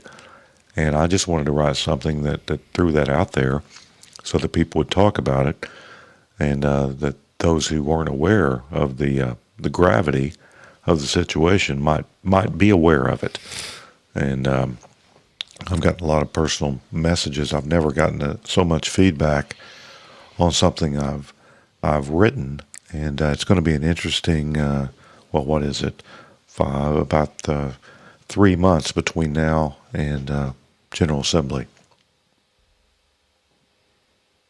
There are things in motion, and yeah, I mean we knew, back when we realized sort of how all the streams would converge at the GA that was supposed to be in 2020, when we realized it was going to be in St. Louis and everything that was going to kind of converge there.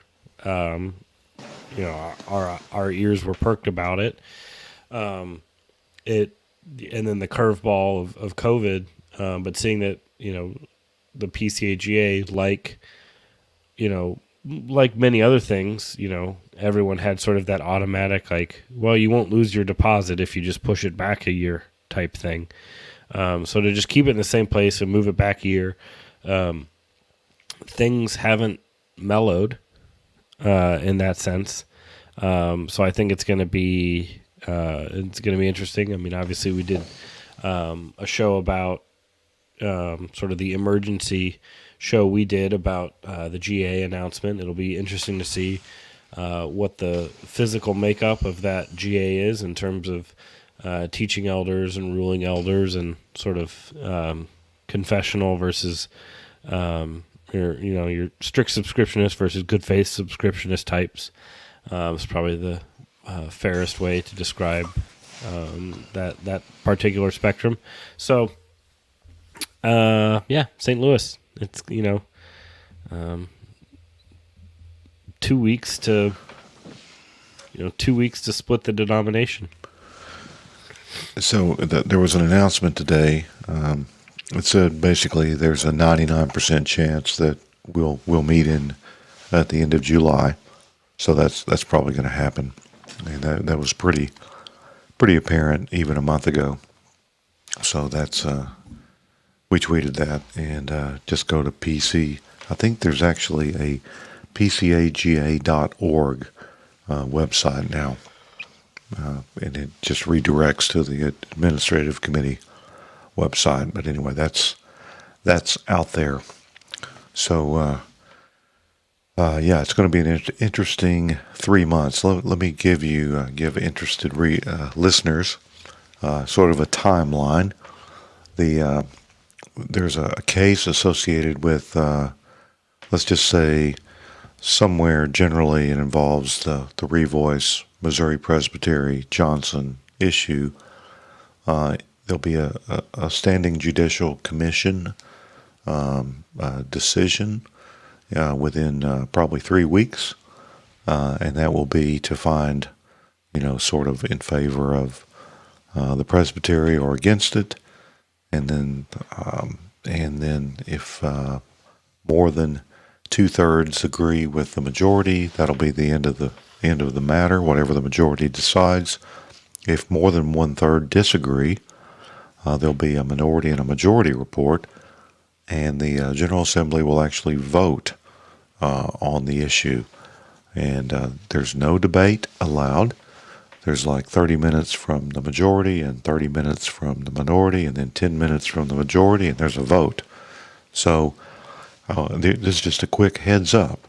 There's not going to be much debate on the floor of General Assembly regarding Revoice. Now, there are some overtures that have to do with same-sex attracted or gay Christian identifying men and whether they are fit for ordination and for the ministry. I think it's unlikely that those overtures will succeed, but those could be debated potentially. But this standing judicial commission decision or decisions are not subject to debate. So I think a lot of people are going to expect a Donnybrook in St. Louis, and it may not be procedurally possible. So it may be satisfying to those who want to avoid controversy, but it may be unsatisfying to those who, want to see the shootout at OK Corral or the Gateway Arch or whatever it would be there in St. Louis. So we'll try to inform on these issues, but just know that the way you may think it's going to turn out, or the way you may think it's going to play out or be displayed, may not be as you assume. Because, as Walter said, this is not Nam. There are rules, and there are a lot of rules, and it's very difficult to explain some of these things. The piece I wrote, I think the first paragraph was pretty good, and the last paragraph was pretty good, but nearly everything in between was pretty confusing. And I told my wife, you can't write about Presbyterian polity and judicial matters clearly, simply, or barely understandably sometimes, even if you're good, which I'm not. So enough about that. Any feedback or questions from you, Lennox, on that particular issue? I mean, yeah, it would be unrealistic to expect a big debate and to expect, unless one of the various overtures comes to the floor in a form that really brings things to question. If anyone tries to bring up, it'll be just like last time. If anyone tries to directly bring up Revoice or specific individuals on the floor discussion, even at times when floor discussions in order, you'll very easily see people objecting, people trying to shut down speeches by motions to have somebody declared intemperate like we had last time. I really hope we don't see too much more of that, because that is something that will just really make tempers flare and make things blow up.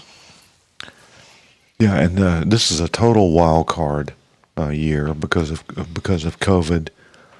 We have no idea. Now, one of the interesting things in the announcement today, registrations for this point in the year, for this many months out from the assembly, are nearly normal. So this suggests that the turnout and the attendance is going to be near normal.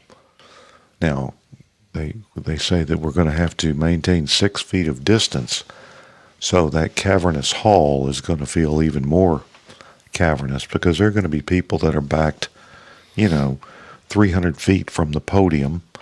So those big video screens will be more important than ever, I fear. It's going to be weird. We don't know the makeup of it. We don't know what will be before us necessarily, because there are more overtures coming. I don't know what the overtures committee is going to do, because by the time all is said and done, we get through spring presbytery meetings, there may be 60 overtures. We don't know if younger presbyters will dominate or older. Some have speculated that conservatives are less worried about the virus, so they'll show up, or that progressives are more freaked out about the virus, so they won't show up, or who knows? I don't have any predictions or any. We could have 2,000 people there, or 1,200, or probably have about our normal 15 or 1,600 presbyters. But it's a total wild card. Anybody that tells you what's going to happen with the issues, with the PCA, they're just guessing, and I will not guess. I think one thing that would be very telling about how the winds are blowing is when the docket comes out is, are they going to be prioritizing the deliberative business of the assembly? Because yes, all the committees weren't able to show their videos last year. All the various boards and agencies weren't able to show their videos. And who knows, some of them might even want to show 2 videos, the one they produced for last year and the one they produced for this year. But if we have that big a slate of business and a lot of stuff that's very pressing and a lot of people are very concerned about, and you shove all of that into Thursday night after 9 p.m., after dinner and the Sandra McCracken concert / worship service,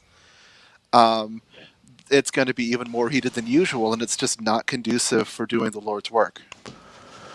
Yeah, well, I've never been anything but disgraced at General Assembly with my efforts, and the worst case of that ever was when I proposed in 2019 that we cancel the Sandra McCracken concert, so we'd have more time to debate the Nashville statement, which was really a debate about revoice, and that was not well received. It was a flaming defeat, and so my record is 0 for 3, I think, on GA activity. But yeah, that's not going to happen. I do think that the announcement today said that most of the business they would try to get done in Wednesday and Thursday, but the sheer number of overtures and the sheer volatility of issues means that this will go into Friday easily and late on Thursday night, no doubt. So it'll be grueling. It'll be as grueling as 3 or 4 days of work can be, and there's no work gets done on Tuesday. So yeah.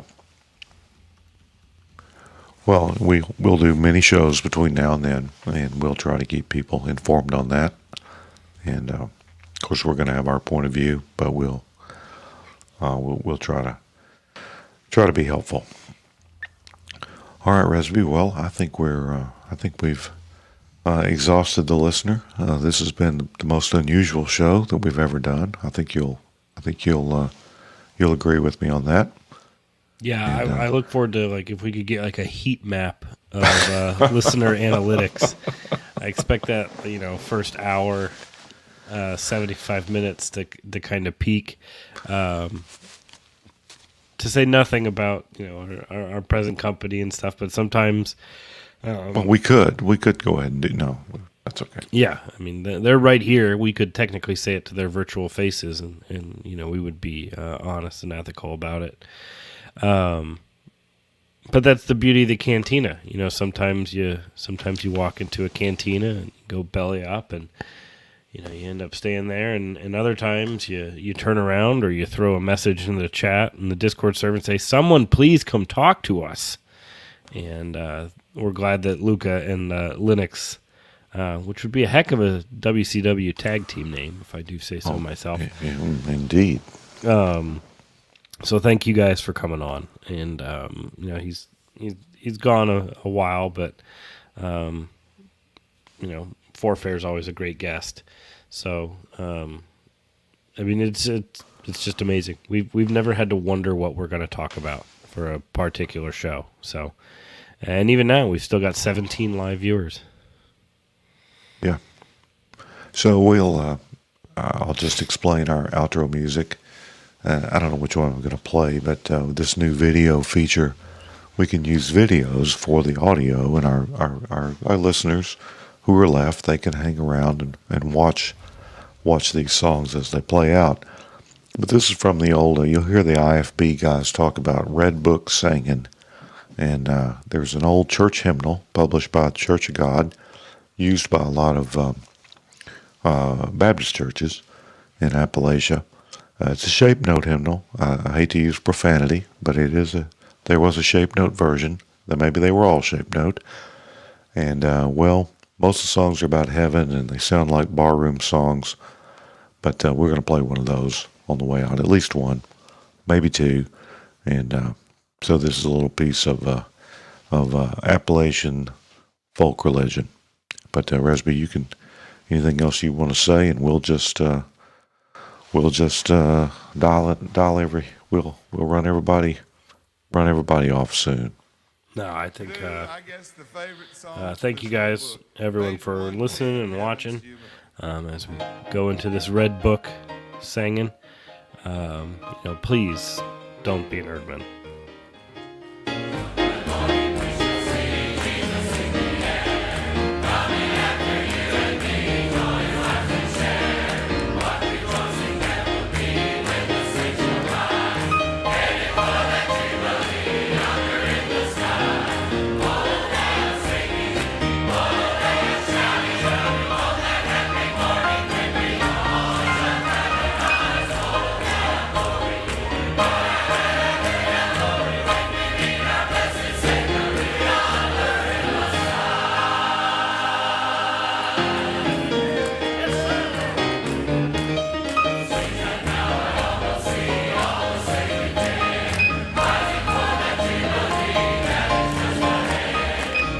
is actually a Southern Baptist church in Texas, a Southern Baptist megachurch, believe it or not.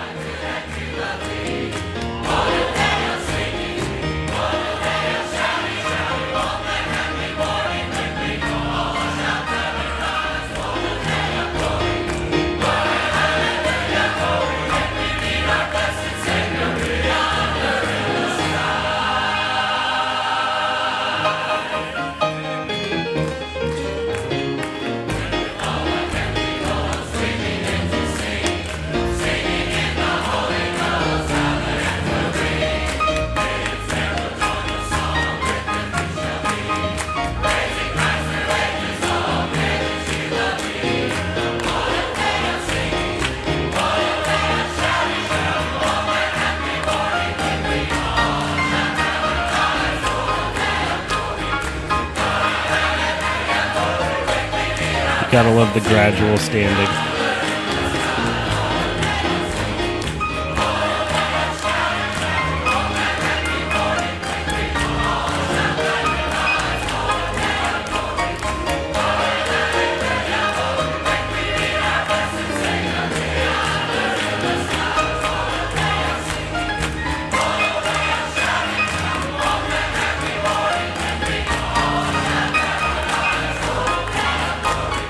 Confirms white people cannot clap.